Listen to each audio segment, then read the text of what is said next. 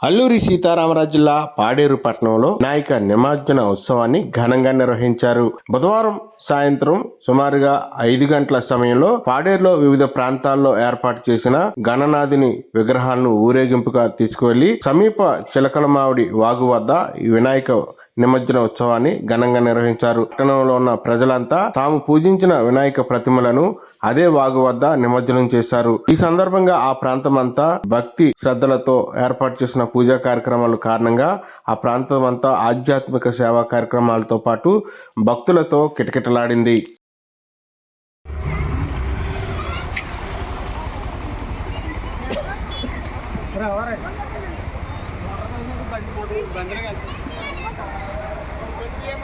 బాబు